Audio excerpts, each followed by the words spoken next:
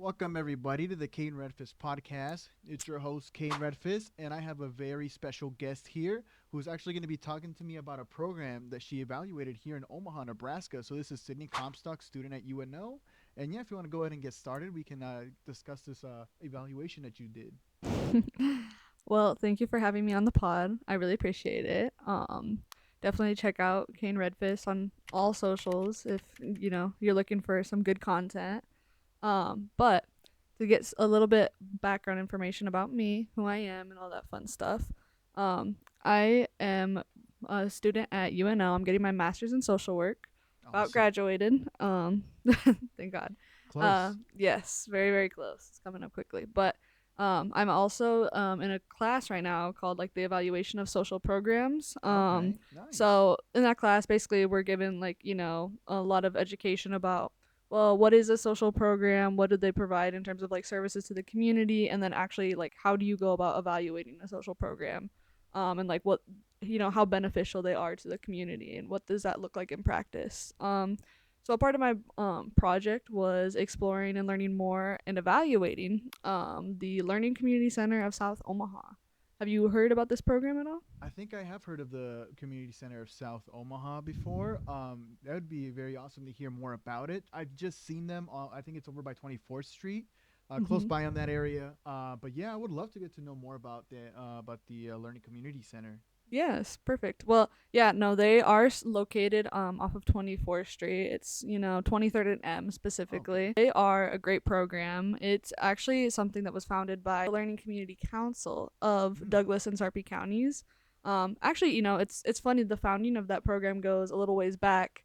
I don't know how familiar you are with the Nebraska legislature. But basically, do you know what a learning community is before I go on a tangent? A little bit. Not as much probably. So if you want to inform me on a little bit more about that, that would be pretty good. Yeah, and I mean, I feel like that's probably the majority of people, if that makes sense. I Yeah. mean, I don't think it's a very common topic. I mean, especially right now with the rise of anti-intellectualism. Yep. So basically, a little bit of backstory. Not gonna get too into it, but what you really need to know is that in the early 2000s, President George Bush was very interested in improving educational outcomes in the United States. Pretty famously started the whole No Child Left Behind policy, I which do remember that. Yep. we're not going to get into that here, but I will say one of the other things that he brought up and was really promoting during his administration was the idea of a learning community. It wasn't really clear what a learning community is, but the purpose of them were to, basically improve educational outcomes in low income or like low socioeconomic status areas. So you're thinking like working class communities, diverse populations, basically people who might not have had traditional access to educational materials or educational opportunities. Okay, that sounds really So cool. in following that trend, basically the Nebraska legislature in 2006 passed a bill that basically allowed for the founding of a learning community within Nebraska, specifically through some back and forth between like the legislature and some policy work over the years. It ended up turning out that the legislation would found what is now known as today a program called the Learning Community of Douglas and Sarpy counties. So Mm. because specifically the way this kind of happened was it was noted by the legislature that two areas of real concern in terms of educational outcomes was South Omaha and North Omaha. So basically, there were just poor educational outcomes in that area. Higher education, things like that weren't really happening. Achievement levels compared to like other areas in the state were lower. So they decided that they're going to do something about it. So fast forward in about 2011, the learning community of Douglas and Sarpy counties, that official agency, because at that point it had I'm skipping over quite a bit here in terms No, of the you're good. historical legislation and everything that went into it. But basically, the agency that came of that programming, the learning community of Douglas and Sarpy counties, they started working with One World Community Health Centers to Oh make yeah. that idea of a project or a program in South Omaha a reality. That's awesome. Yes, so that's where you see the creation of the Learning Community Center of South Omaha come in. It was created in 2011. That's when it first opened its doors. Initially, the program started as just a one-room classroom. Wow. So it was just one classroom providing free English classes to parents in the South Omaha area who had a child between the ages of 0 to 5. One class. That's got to be like a lot of people in just one room, right? Yeah, it was a tight squeeze for sure. I don't know if you know the Juan Diego Center. Yes, I am familiar with them. Yeah. Yeah, so through my research and talking to some of the founding like people involved in this project and in this program, specifically the current program's director and a couple of staff that had been there for a while, Mm-hmm. they were talking about that. Basically, it started out with a room of about like 11 students in a tiny little, like, it wasn't even really a classroom. It was just like, basically an I don't know what is a storage closet Oh that wow. the Juan Diego Center had. And they would have the English classes in that room, and then they had like a tiny small room to the side that held all the kids. So early, rustic beginnings, I Yeah, guess. that's But from basically that whole idea with this project or with this program, I should say, mm-hmm. at that point in time was really just to do whatever is possible to improve educational outcomes in the area. And the thinking behind that was specifically, if they focus on kids between the ages of 0 to 5, which is when the brain is most malleable, Mm-hmm. and most of our development occurs, Oh yeah, they absolutely. they I guess the most important processes of our development, I guess you could say, but Yeah. because it does occur after the fact too, but not not nearly to the degree in the first 5 years, Oh right? yeah, no, no. So they thought if they could, help educate families in that time period and provide them with, supports to help them, improve their relationships and give them the knowledge basically to not only, improve their own like lives through their education, but also through like home visitation, and parenting classes and things like that, Mm. they could, hopefully help these parents to be better prepared to support their kids' needs and therefore their education. Wow. Um, so with that in mind, that's kind of where it started, right? Yeah. Very cool program, honestly. I Oh, it mean, sounds I very cool. I don't know. That's I'm probably a little bit biased just no, I having done mean, having done my evaluation project on this program, but I think it is very cool. I find it really interesting and really cool because it really focuses a lot on the family dynamic. It really targets a lot of marginalized and very underfunded communities here in Omaha. So Definitely. to see something like this here in our metro is just awesome. And so it's really cool to learn more about it. It's really cool to learn more about it. And yeah, you like you said, are you is this something that you've always been passionate about, like working with these communities? Yeah, no, actually, that's kind of what kind of got me interested in this program specifically is that I have a history of working like in politics and things like that.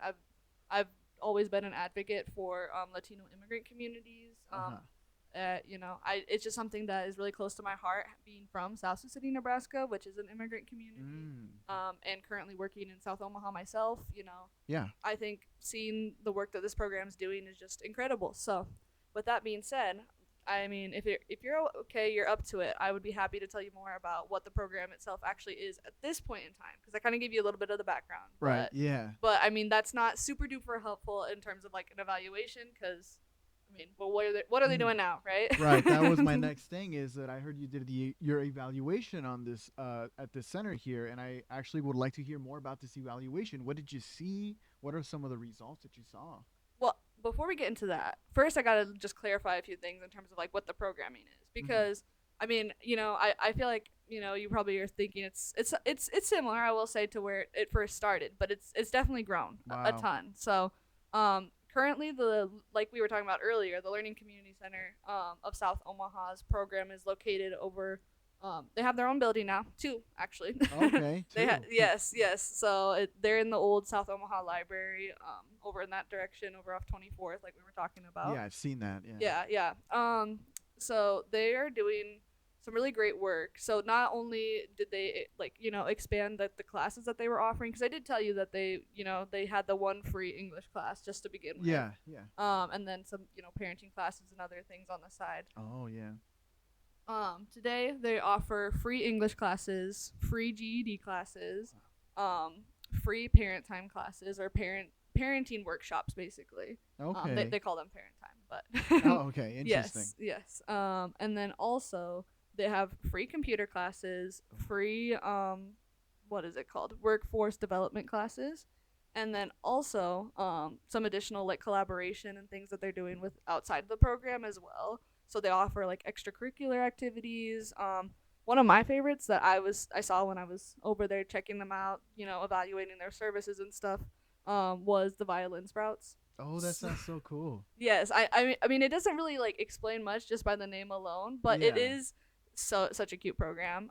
It's a collaboration with the Omaha what is it called? The Omaha Symphony. Mhm. They bring in some people from their team to teach violin classes to the little 3-year-olds and 4-year-olds. That's so adorable. Yes, I mean they don't sound the best. I will admit they do need a little bit of practice, but they were so cute learning, and they do it with their parents. So Oh the yeah. parents like get that one-on-one time, that bonding time with them. So and not only that, they also offer a collaboration with the school I'm going to, UNO. They work Oh with nice. yeah, they work with UNO's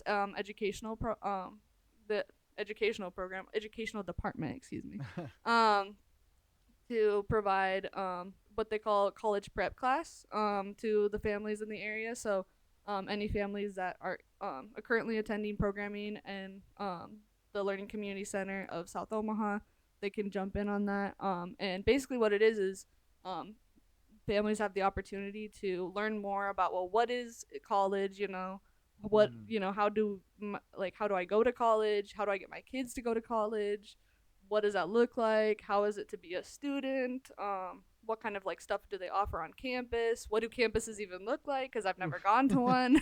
That is so cool. Yes, so it is very, very cool programming that they got there. Additionally, they also offer some free like case management and like social service programming. They have 2 social workers on staff who Wow. support the socio material needs of the families. Mhm. Social emotional probably would be a better way to say that. Social Yeah. they support the social emotional needs I can see of the that. families, and then also of course the material needs of, especially in these times. Oh yeah. And like I kind of alluded to earlier, they also do that some home visitation programming to work on like the specific goals of the family. What do they really want to achieve with their kid? Where is their kid at in terms of their development? And how can we help improve those like family relationships? Mhm. So parents feel prepared to connect with their child and support them as they continue to learn. So for that home visitation program, that's done by their educational and peer navigators. That's the Mhm. titles they give their home visitors, and that happens about like once a month. Okay. With their ESL and GED classes, those classes that are offered, that happens about twice a week. It depends. They have some various class times. They offer classes morning, afternoon, and evenings. Oh wow. Yeah, so a That's a lot of lot. Yeah. no, and it's really good at, in terms of like the target population that they're trying to serve. They're trying to serve like low income families in Mhm. the South Omaha area, specifically like the immigrant families in that area, but I mean just also working class families in general. And I mean having that availability, that spread really gives them the opportunity to like connect with people, not only just during like daytime, but talking about people who work during the day. They have the opportunity for evening classes to improve their education afterwards, connect with their kids, have some special moments. Oh, So they're flexible then. That's really cool because I know a lot of people in that community, well, they may not have enough time to go during the day or maybe even the morning hours, but if they have something in the evening, because I know coming from a background of immigrants, I know that a lot of people work very long hours, and so the evening time's mainly the only time they have for to do anything, whether it's like being with their families or having any sort of hobbies, and so that's really nice of them to provide evening classes. yeah, for sure. And I mean, in terms of like the class structure, like I was saying, it's about two times a week for the main classes, which are like the English GED. And that's usually about 3 hours a class. Okay. So 6 hour educational commitment, and then every other week they have their parenting classes. So that's like 2 hours about every other week where the families can really connect and learn more about social emotional learning, their children's development, breaking some cycles of abuse and like creating a loving, safe environment for your kid to grow up in. Really, really great. And then to kind of facilitate this, to make sure everything goes as planned, and also that the most people possible can actually access these services. They offer free transportation for Oh, all of these that's classes, awesome. for all of their services, and Wow. on top of that, free childcare. Which Whew. I say it's childcare. I think that's underselling it, to be honest, Oh, because really? yeah. So for their childcare team, that it consists of they're not licensed daycare providers, but they are former participants in their Oh, programming, that's so cool. that are have taken a lot of classes, gotten some training on like child development, Mm. how to like support children's needs, and through that they are now like teachers. So instead of doing just like daycare, oh I'll sit and sit with the kids, we'll have some fun, whatever, they're doing actual learning with the children. They Oh, teach the wow. kids while the parents are learning. Yeah, So that's it's so not cool. just a sort of like, oh we're trying to help the families just by focusing on the parents. Like it's all around, Oh, that's awesome. everyone's The entire connected. family then gets something out of this. Yeah, exactly. So yeah, I think it's a really cool program. I mean, Oh, it sounds very cool. So, I do think that it's a really good support in terms of what it offers to the community, and the impact that it's had. Speaking of impact, probably should get into a little bit about my evaluation, because I don't want to eat up all of your time no, no talking just worries. about the program, just promoting it. Free Yeah, PR, I no, guess. I'm definitely, yeah, I'm excited to hear what you found. Yeah, so I mean, like I mentioned, well, I don't know if I said specifically, but so the whole vision of the learning community of Douglas and Sarpy County, right, is to improve educational outcomes, and academic achievement. And the way that they really do that is like through community partnerships, and also just, connecting with families, working alongside them. It's Hmm. really a collaboration, right? Wow. So I mean, in terms of the evaluation piece of things, they do collaborate pretty heavily with the Monroe Meyer Institute. Okay. I don't know if you've heard of them or not. It's a program offered through the University of Nebraska Medicine.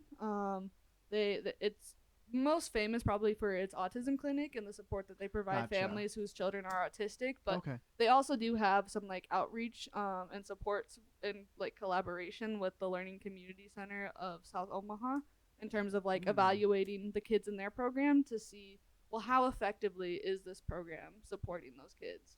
Are they really creating long-term educational outcomes that are improved, or is it just kind of like, well, it's a cool program, it's helping the families, but I mean, it's not really going anywhere. Okay. Yeah, yeah. So, with that being said, there are a couple of different evaluations that the Learning Community Center of South Omaha already does with, in collaboration with the Monroe Meyer Institute, to kind of evaluate their programming. So I'll start with what they use as tools, and what I suggest for them. Okay. Having been the evaluator in the situation. Yeah, Um, absolutely. so, in terms of what they do as tools, I would say, from what I heard from the program director Ann O'Hara, Hmm. the program does a variety of different evaluations to see really what's their impact long term and also short term. So, for their families, because I mean, really, the point is to improve educational outcomes, but that's a very vague statement. What does Yeah. that really mean? And so thankfully they have a variety of different evaluations they use to really test that out and to make that a reality.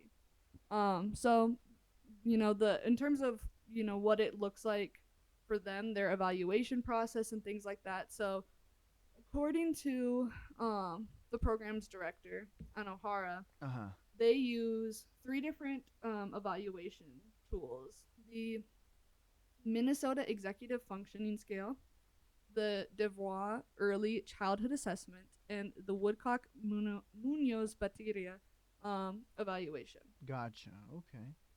So that probably doesn't really stick out as anything right now, Yeah. admittedly. But they are like quantitative evaluations.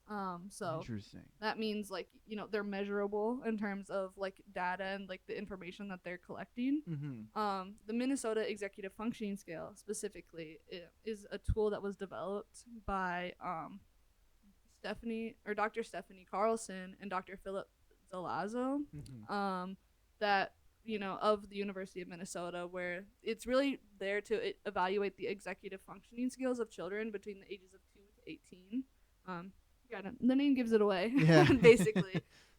So when you talk about like executive functioning skills, how well are kids able to, you know, function for their age level? Do they meet their developmental milestones? Are they able to, appropriately respond to situations, things like that, right? Right. For that specific evaluation, it's cool because it's pretty child directed. It usually takes place on like an iPad or an Android tablet. Mm-hmm. And it kind of takes the form of a game for kids, so that's super cool. Yeah, that's um awesome. so I mean, it's pretty. It's I would say in terms of like industry standards when you're talking about evaluation tools, it is considered pretty accessible because they do offer this evaluation in a variety of languages, Mm-hmm. including Spanish. Which I mean, for the Learning Community Center of South Omaha, who's the majority of their participants, and I think I forgot to say this earlier, but the majority of the participants in the program are Latino immigrants. They're from Mm-hmm. Latin America directly. Okay, yeah. So, I mean, that includes people from like Mexico, Guatemala, El Salvador, even as far as like South America. There's some like Really? Venezuelan and Colombian participants.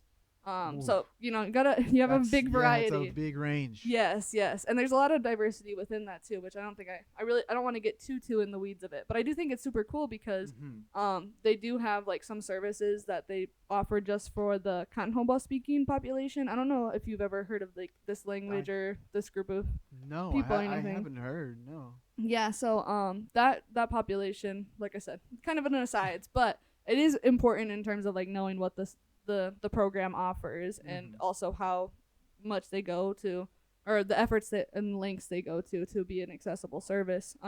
So the Kanhoba speaking population is a population group from like Guatemala. Okay. Um, Kanhoba is an indigenous language that originates with the Maya. Oh, okay. That's really neat. Yeah, Okay. yeah. And I mean, in terms of, like Spanish, like in ties to Spanish, because sometimes you do have like a mix, like languages that, through the development and colonialism and stuff like that, Yeah. include or incorporate other languages. There is some Spanish included in that, or that's been like, through time blended into there. Uh huh. But it is considered its own independent language. And it's really cool because for a lot of programming, because it is like a niche population like within Guatemala, not a lot of programs offer services in that language, but the Learning Community Center actually has a home visitor who is Kanhobal speaking. Ooh. They have a supervisor on staff who is also Kanhobal speaking, Okay.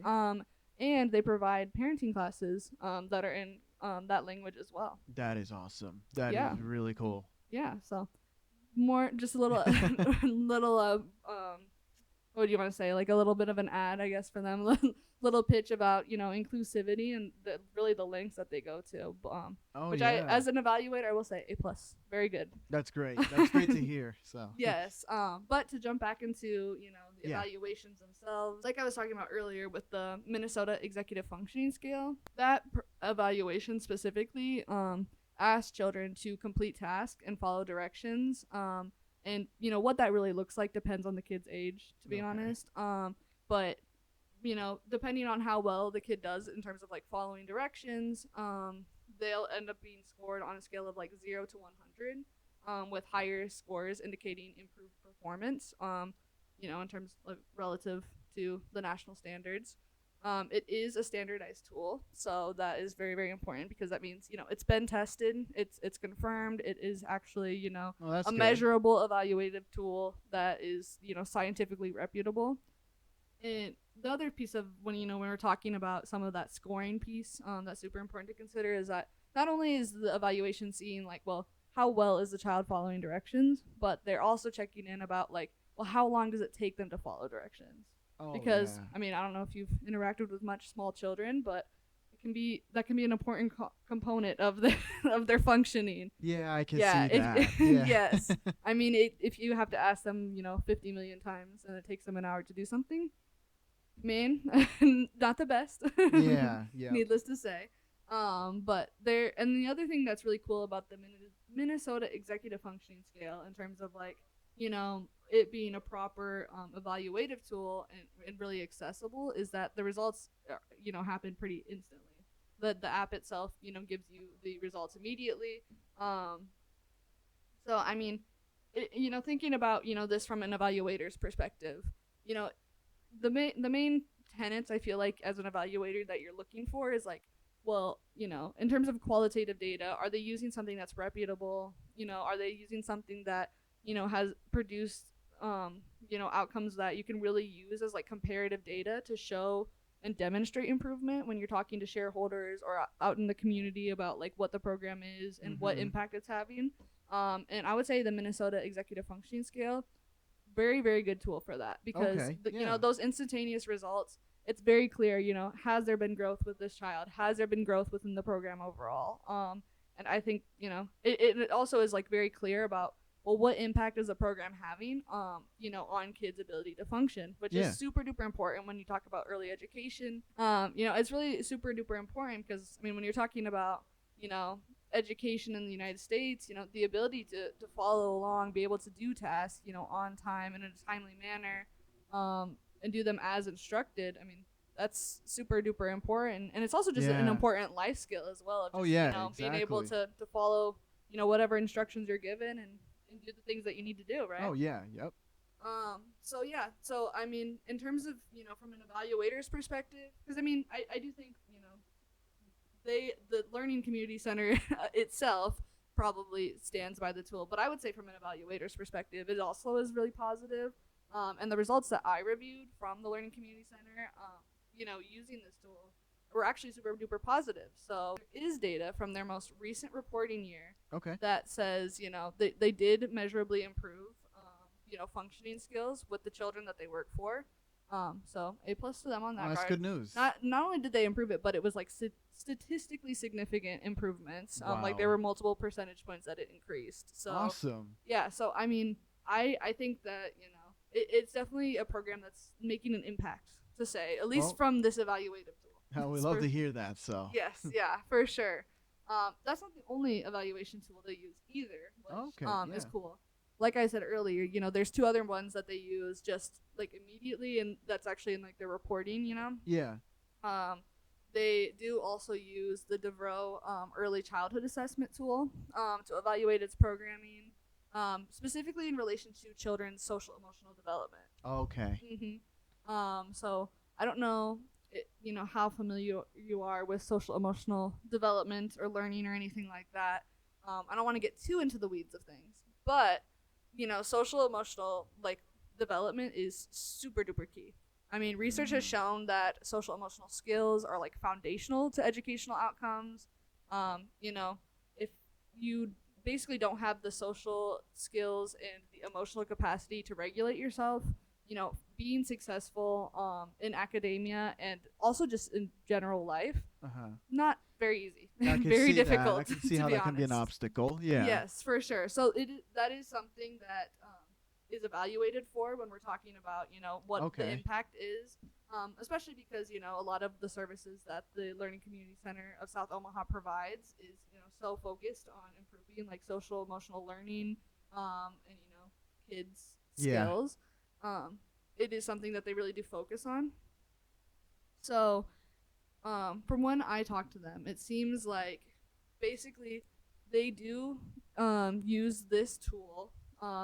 And this tool, just to give you a little bit of context too, because I kind of want to get too into the whole, well, this is how they use it when I haven't even said what they do with it. Okay. Yeah. But this tool is a standardized assessment, just like the Minnesota Executive Functioning Scale, that asks caretakers and teachers to rank the frequency of a child's behaviors Wow. according to a 5-point Likert scale.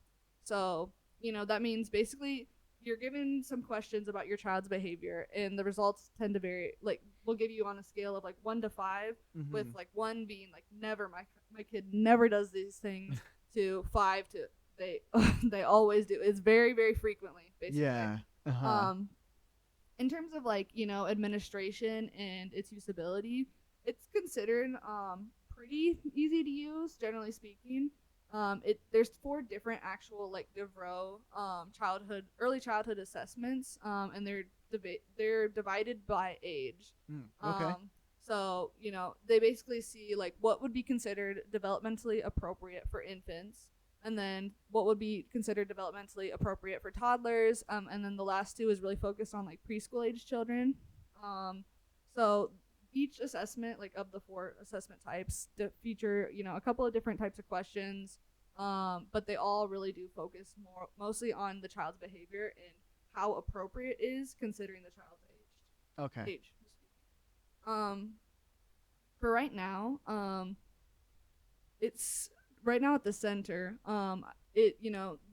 This evaluation, and all evaluations, I should say, are only completed once a year, and they complete them in, I think she said it was July.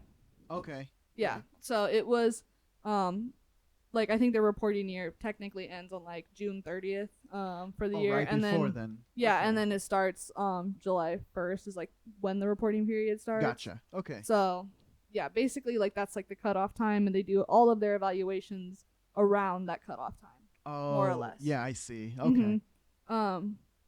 Which I mean, obviously, these evaluations are showing growth for the DeVroe early childhood assessment specifically. Their current results and their current reporting do show like that they are improving children's social emotional skills. So that's very great. awesome. I just think as the evaluator, personally, in terms of like this is kind of skewing into my recommendations. Yeah. So kind of we're doing a little bit of a mix. We're doing a lot of back and forth here. Yeah. Okay. Yeah. Let's hear it. In terms of like my findings and also my opinions and just like experience. So it's a little bit of a mix, but I would say in terms of as my perspective as an evaluator, I think that these tools are all great. The first two I just talked about, and then also to the bateria for Woodcock Munoz. Okay. I'm kind of getting into a mix here of my recommendations, and then also kind of what the evaluation tools that are currently being used are, and how appropriate they are. So sorry to get into that a little bit, no. but I do want to say real quick before I get into the other evaluations and kind of my recommendations. I guess I should real quick cover probably the last evaluation tool that they use, which is the bateria number 4, Woodcock Munoz. Okay. Long name, kind of doesn't exactly roll off the tongue. But what you really need to know about this tool is that it is a comprehensive assessment of children's literary and mathematical skills. Okay. Which I mean, sounds very important. Yes, absolutely foundational to academic success, needless to say. It's a standardized assessment, just like the other two were, built on the Cattle-Horn-Carroll framework for understanding intelligence. So it's really the only comprehensive Spanish language psychoeducational assessment system that has been normed. Okay. So that it's one of the few Spanish language cognitive assessment tools whose results basically can be compared to English language cognitive assessment tools. Okay. Which is very, very important when you're talking about in terms of like as an evaluator, having something that's like comparative that you can actually share the results with and compare them to other centers who might not be serving Spanish speaking populations, but are providing similar services. Very, very important. It's a reason why I think in terms of like my recommendations for the program, I don't think I would change any of the evaluation tools they're actually like using. Because I mean, for the Woodcock the Woodcock Munoz evaluation, I mean it's almost like it's made for the center to be honest, in terms of the what it is, what it looks like. Yep, co-host here. Yeah, got another person joining the pod. Yes, I fear. This is Cleo here, guys. Just a little guest. Yeah, I'm just a cool guest spot real quick. You have anything you want to say to the audience, Cleo? Oh, very informative. Thank you for your assistance explaining this evaluation. Yeah. Anyways,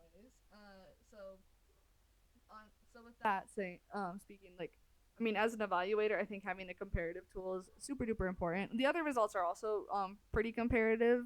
You can, it like I was saying with the Minnesota Executive Functioning Scale, for example, like Uh-huh. it's designed for accessibility. So since it is available in a couple of different language, it's not something you have to worry about, like, I guess, adapting the results to Uh-huh. be able to compare it to other tools or I guess evaluations that are completed in other languages because it offers a variety of languages. Yeah. But thankfully, the Woodcock Munoz is a comparative, like it's a normed evaluation tool, so it can be used comparatively. And it is, like I said before, seemingly made for the center. Yeah. Because I say that because it basically serves, it's designed to serve, I should say, a variety of age groups, starting at 2 years old to 90 years old. 90. Wow. Yes. So I mean, Okay. it really truly could be used for like any person, I think, to to Uh-huh. evaluate. So the breadth of age and stuff, I think is helpful, in terms of, we're talking about, the assessment outcomes, obviously, throughout the program, but Mhm.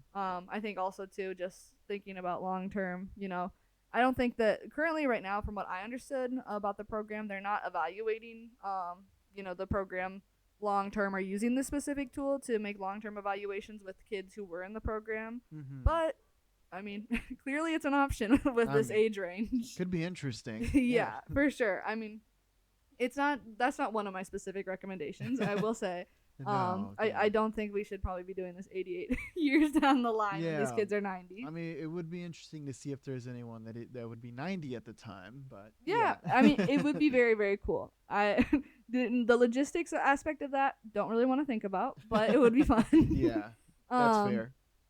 which, I mean, in terms of, this is, I guess, where we're going to start getting into some of my recommendations. Mhm. So those are the three that were highlighted to me as like being the current evaluative practices. So those are the current, like, evaluative practices of the center when it comes to quantitative data. So the numerical fun data of that. Yeah. With that being said, I mean, having explained some of these programs, or not these programs, having explained some of these evaluations, Mhm. personally, as an evaluator, I don't think there's really anything I would change about the evaluation tools themselves. I don't think I would make any recommendation per se about, oh, they need to use a different tool, because I do feel like they're using, like, industry standard Okay. tools, Yeah, that's good. that really do demonstrate, all of the aspects of learning that go into, helping improve educational outcomes and Mhm. academic achievement. Like they have those executive functioning skills, they have the social emotional learning, and they have, actual, like, mathematical and literacy, as Mhm. important schools that need, or schools. They have all three of those things too as like important skills that need to be tested, and they Yeah. have appropriate evaluative tools for that. What I think my recommendations are, based on, really, is, the frequency of use, Okay. I guess, with these tools. So from when I was talking to, some people within the Learning Community Center of South Omaha, some of their staff, it sounds like they use these programs, or not these programs. It sounds like they use these tools to evaluate kids between the ages of, I think that they said, the between the ages of 2 to 5, Mhm. um, about once a year. So Mhm. it's only happening once a year, which I do understand. I think from their perspective, it probably is easier. These are some of, not all of these assessment tools are difficult to use. Like, I mean, the Minnesota Executive Functioning Scale, for example, that's pretty accessible. But like the Bateria, like Woodcock Munoz, like, Yeah. it does cost over like $1,000 to buy, Oof. and Yeah, I could see um where there's a and problem there. yeah, and that doesn't really even get into, like, training in terms of like what that would need to be and all that stuff. So Uh-huh. I do understand, like, there's that aspect of it for sure. Right. But I do think that, having actually, observed some of the programming at the Learning Community Center of South Omaha, and heard from their staff members, I do think that my major recommendation in terms of like their evaluations and what they should be doing and things like that is probably just to do it more frequently. Mhm. It seems like, from when I was talking to staff and things like that, is that they do have, like, I wouldn't say a high turnover rate with people participating in their program, but I know that they're also, like, especially right now when times are so tough, the Mm. economy is Yeah. not doing well. It does seem like there is more people maybe taking a step back from the program, maybe not entirely like leaving, but just Mhm. doing some home visits instead of like the full classes and things like that, so they can go back to work or do things like that. Yeah, I can see that. Yeah, so I mean, when that does happen, I mean, if you're only doing an assessment or using an evaluation tool once a year, like, I mean, if those people, especially in like June/July, since they do follow like a public school calendar, like, you know, families are Mhm. gonna be away. They're gonna be on vacation. Yeah, And then for those that's families, fair. yeah, and for those families that took a step back, like you're not gonna be getting that data that shows Mm. all of the work that you put into helping improve educational outcomes for that family. Yeah. So that's really like I think my major criticism of like the center is that I think that they have really good evaluative tools, Mhm. but I think that they could be doing evaluations more frequently with their participants to kind of improve the data that they're presenting, Okay. and kind of strengthen really their argument that they're improving educational outcomes in the community. Gotcha. Um, so that's that. Having said that, though, I mean, thinking about the logistics of doing two evaluations, because I mean, really realistically, I think in terms of data, like two evaluations, so one every 6 months and then another 6 months later, Mhm. probably. So they can keep that schedule with June, July, but then also having one in like December, January, maybe, Yeah, to I can catch see those that. families in the winter, I think would be super duper helpful. Because I mean, doing it any more frequently, logistically speaking, not feasible. I mean, Mm. that's going to be strain on the families that are participating in your program, strain on the staff, I'm sure.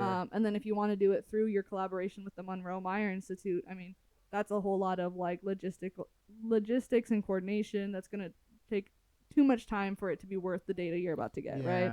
Yeah. But twice a year, I feel like it is feasible because you're getting whole like 6 whole months to improve your data set. Hopefully, Mhm. bring in some new people, work with kids, hopefully improve some of those educational outcomes and demonstrate progress and growth. Mhm. And then you're also having the opportunity to catch people in the program who, you know, maybe would have maybe been on vacation when Yeah. we're doing it in June and July, or might be working, things Yeah, like that. exactly. um Mhm.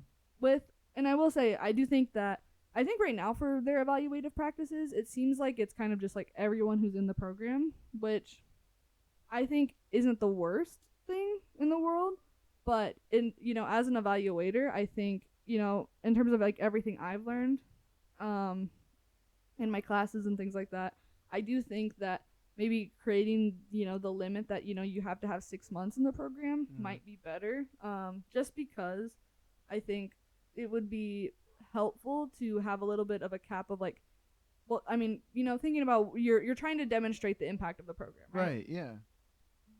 If a family hasn't been there for long enough that their kids are being impacted by the program, like, I mean, because how long does it take to teach a kid about like a social emotional skill? Mhm. It takes some time, especially Exactly. depending on the kid's age, their developmental history. Oh yeah. It's I gonna take think, a little bit of time. yes, for sure. And I think, like, to get the best data possible that's truly representative of the impact of the program, I think having that like added limitation of only families who've been in the program for 6 months would be worthwhile, personally Mhm. speaking.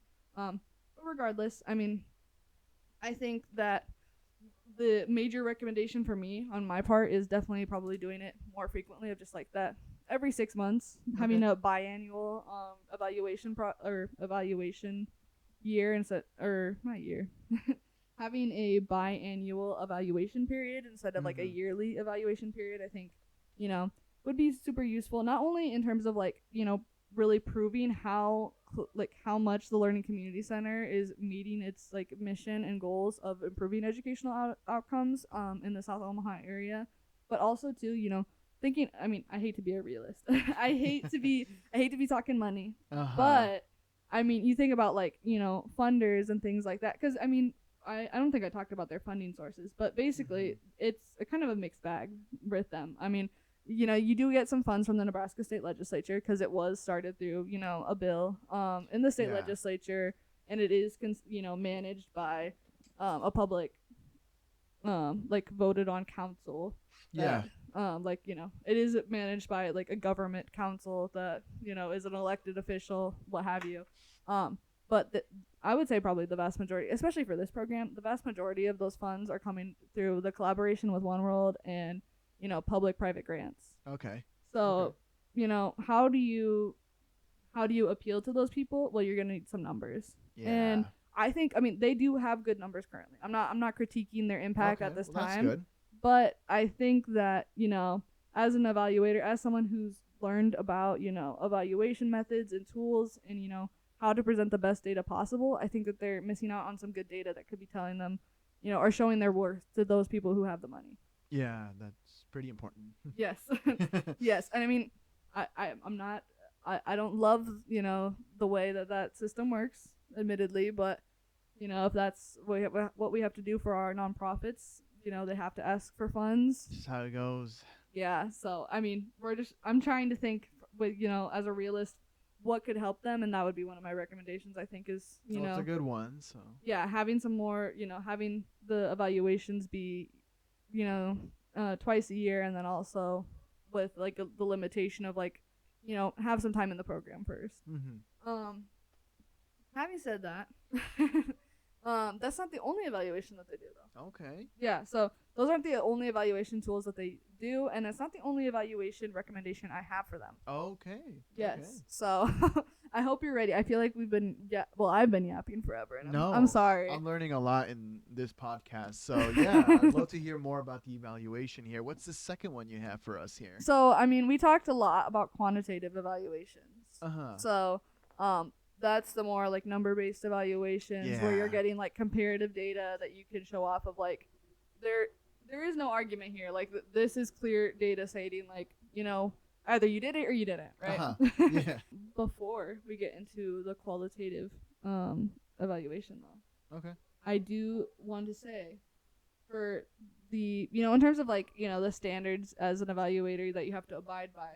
When you talk about quantitative data, it's very, very important that you have, something to compare it to, right? Right. I mean, we talked a lot about comparisons and how, especially that last evaluation, the Woodcock Bateria, Yeah, that is an evaluative tool that's comparable to, other like English-speaking evaluation tools that measure like literacy and mathematical skills. So, having said that, I mean, currently in terms of like what they're comparing their data to, I think it's really more against themselves right now. It seems like it's like, how much are they growing in these areas, what are the evaluations saying, which is great. I think that's awesome data, but if I had to make a recommendation as a professional evaluator, I would definitely say that shouldn't be the only data.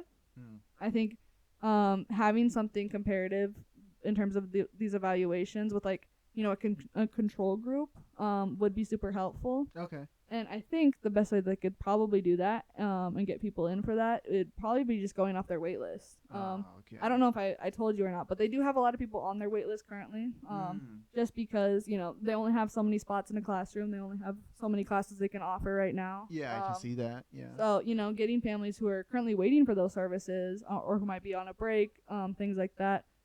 Well, maybe not on a break because that doesn't. Yes.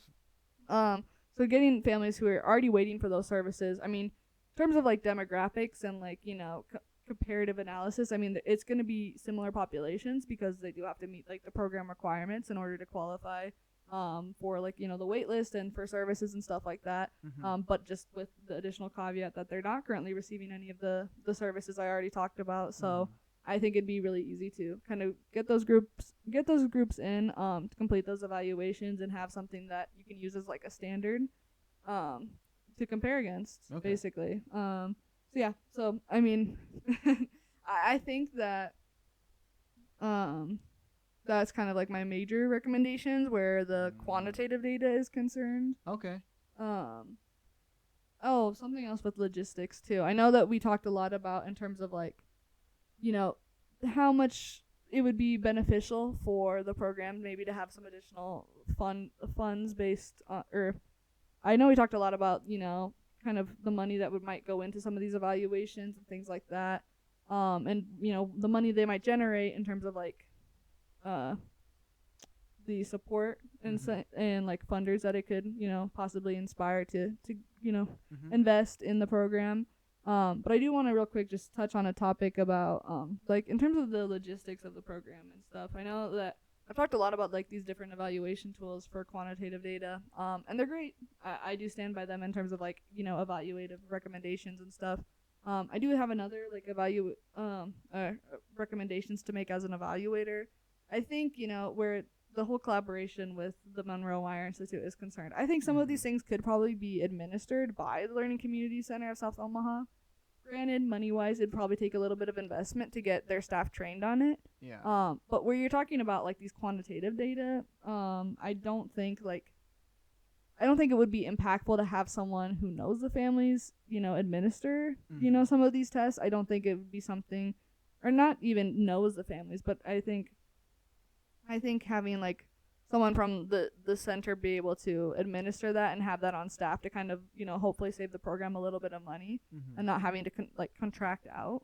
I think it could happen. I don't know in terms of like with the qualitative evaluation if that's the best recommendation. Not to explain that a little bit, I can jump into the qualitative evaluation itself. Okay.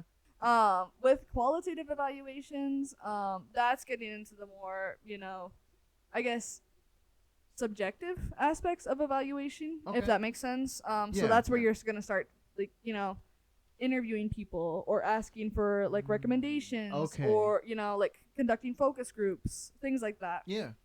Basically, it's just to kind of see, well, it's always great to have numbers, right? It's always super important to show, like, we are demonstrably improving educational outcomes, right? Yeah, exactly. But, I mean, and again, not to be a realist, not to rain on the parade of, like, what's going on or our data or B2, like, money hungry, I guess. I don't want to come off as a capitalist in this. That's fair.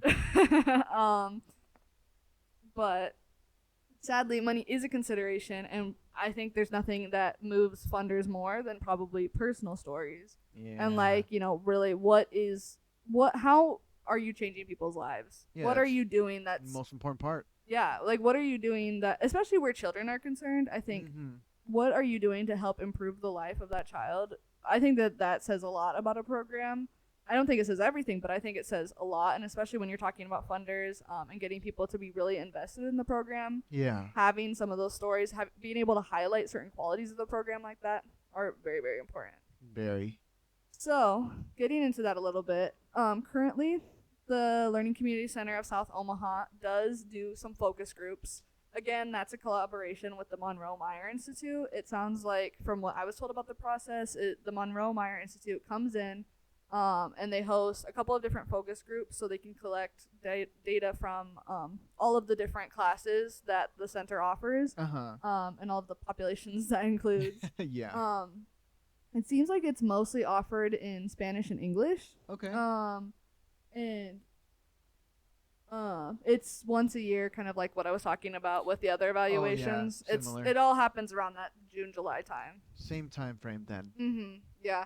And it seems like, I think from what I saw in some of their more recent reports, it looks like from like July 2022 to June 2023 or so, they had about like 299 parents and 767 children in their program. Yeah. It's a lot of children there. Yeah, definitely. I mean, can't imagine picturing that many kids in one room and being one of the child educators. Yeah. Wow. No, I mean, obviously they're not all together at once, but yeah, exactly. I mean, when even you put it that way though, it's wow. Yeah, no, I mean, I do not envy their child learning team, especially, you have kids in there from the age, I don't think I said, but they have the kids in there literally from the age of, I think it was, what was the cutoff she said? It was like 16 weeks to you get into like preschool age kids. I mean, they're not all mixed together. They have separate classrooms. Yeah, that's good. But it's still, I mean, could you imagine?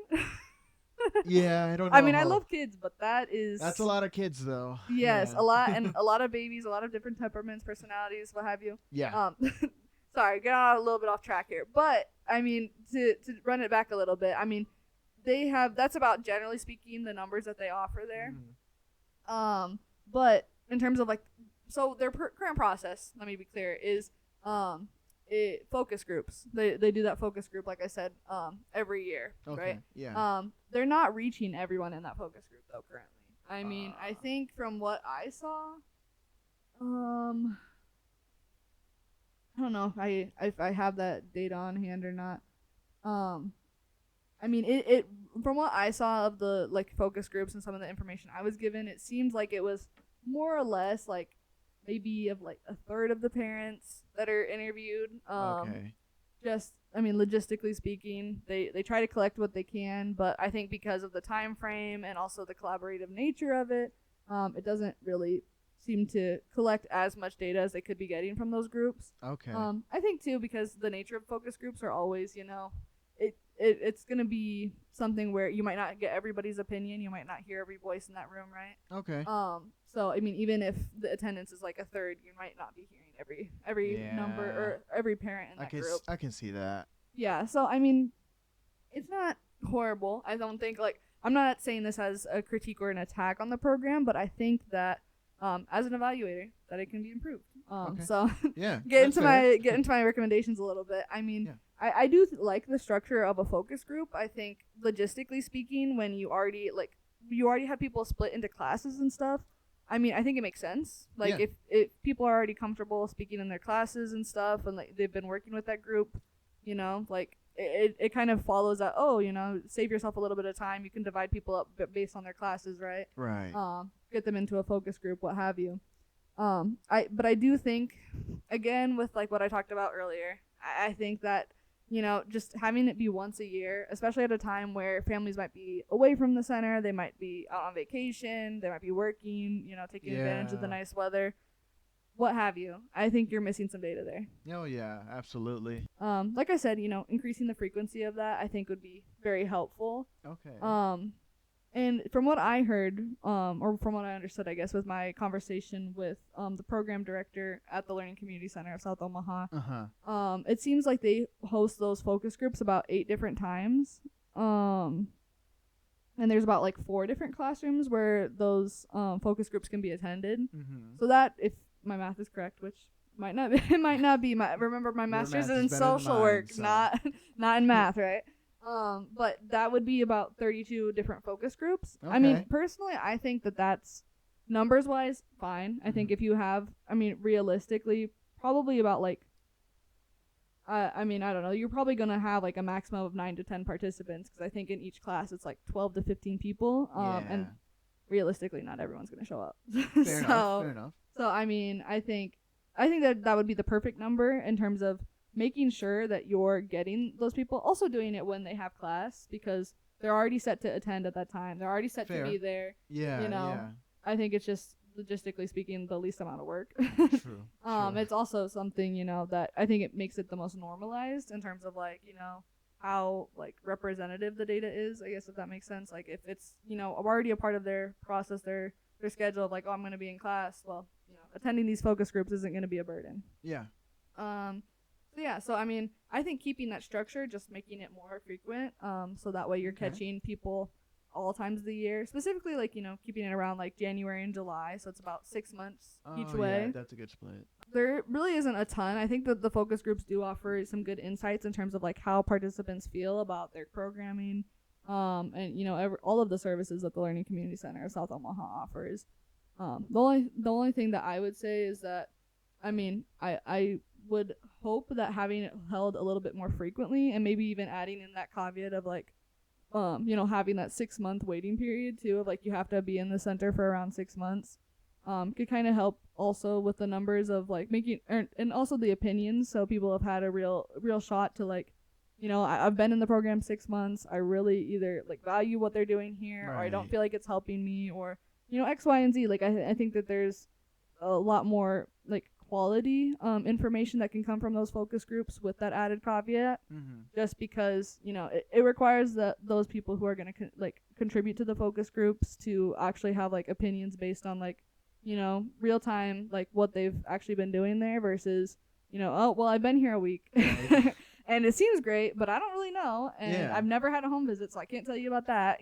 Like Uh-huh. I do think that it would help improve maybe the quality of data, and I also think maybe improve some of the confidence too that those participants have in in sharing their opinions, because trying to participate in a focus group when you just started classes and you don't know anybody and you don't know how they're going to react to these opinions might be a Yeah. little bit more difficult. Yeah, I can see that. Yes. I did, in my evaluation of the program, I did talk about a couple of suggestions for questions and stuff.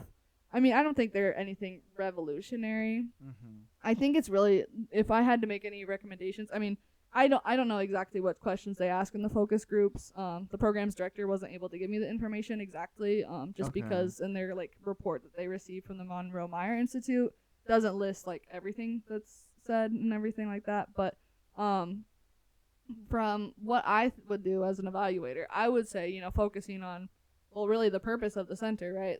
Focusing on what has been your experience, has it impacted your education positively or negatively, for the caregivers specifically. Mhm. And then also asking them about the impact on, the children, and what have the parents or caregivers seen in terms of how is it helping with, school readiness, kids' development, things like that. Right. I mean, I'm sure those are themes that are already being covered based on some of the responses that were highlighted in the Learning Community of Douglas and Sarpy County's yearly report. Mhm. But I mean, I just was fleshing out some of those questions myself, but I mean, I don't know. I think those are the major themes, right? I mean, it makes sense that the whole purpose of the program is to improve educational outcomes and academic achievement in South Omaha, Mhm. regardless of kids' socioeconomic status, their country of origin, anything like that, right? Yeah.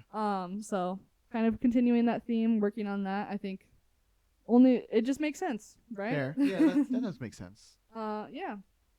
Oh, I will say though, for the qualitative evaluation, I would say probably the one little thing I would add, while I'm talking about recommendations and stuff like that, is from what I understood about their current practices for the focus groups, it seems like they're only held in Spanish and English. I think I talked about that a little bit, Yeah, but yeah. yeah, so that is great. I think that is cool. But something I would say, in terms of, if we're talking about accessibility and making sure that every voice is heard, having either a group that is only available for Kanhoba speaking populations, Okay, yeah. or some other indigenous languages as well, because there are a couple of different indigenous languages from Wow. southern Mexico and Guatemala that I know.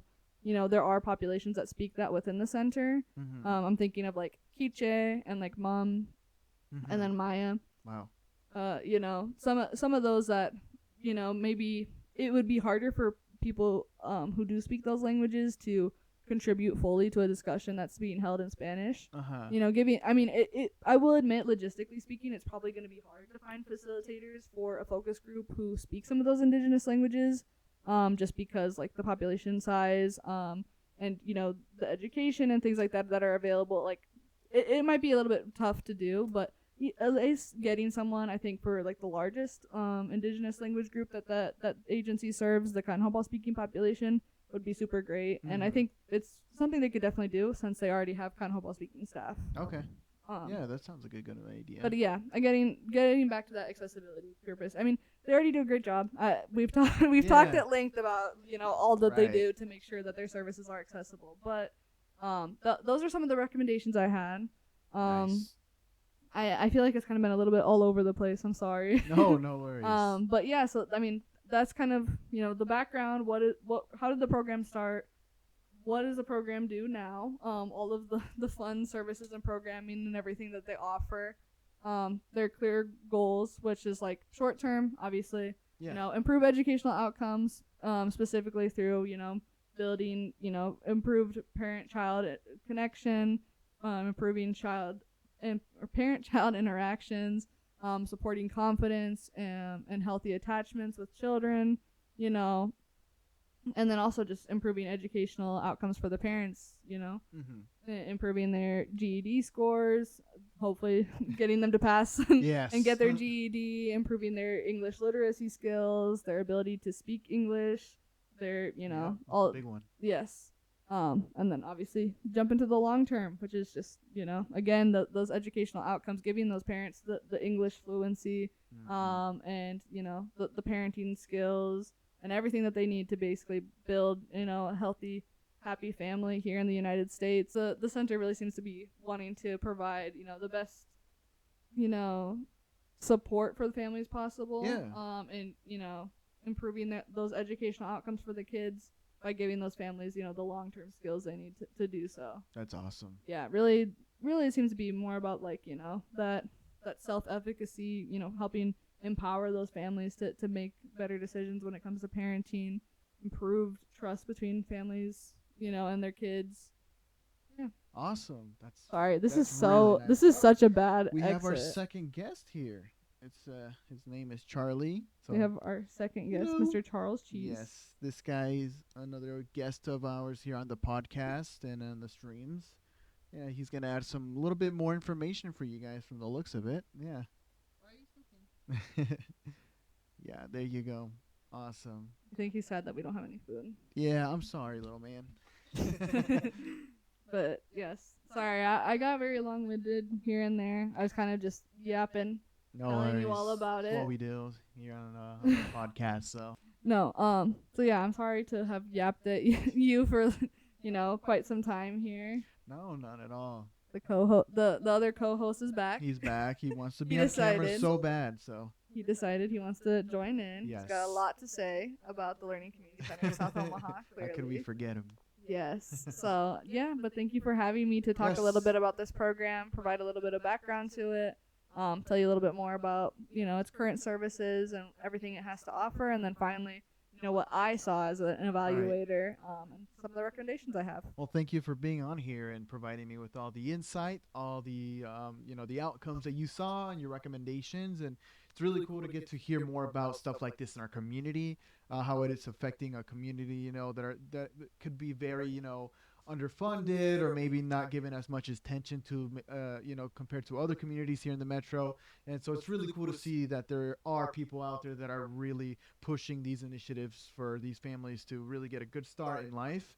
And not only for the kids, but also the parents too. I find that really cool. So yeah, thank you. Yeah, no, thank you for having me on. I think that, you said it pretty well. I don't think you left me much to say. I will say, in terms of the target audience here, I know that we're kind of speaking to the people of Omaha, the people of Nebraska, and so I think, if this sounds like a program that you truly would value, that you think is improving the community, I mean, I think, any support that they can get at this time, like I said a little bit, or at least I alluded to, there is a rise in anti-intellectualism. There's obviously an attack on diverse, working class communities, especially immigrants. Tough time. Yeah, it's a really tough time. So, I mean, if there's anything that, if you were really moved by this, I think taking some time out of your day, calling your state legislature representative, or your state senator, whatever you. Yes.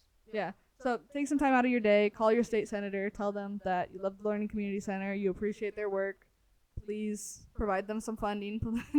And then also feel free to always stop by. They're great people. They're very welcoming. They would love to have you visit, and volunteer some time, hang out with the kids, meet with some families. Oh yeah. They're always looking for people for conversation classes. So Ooh.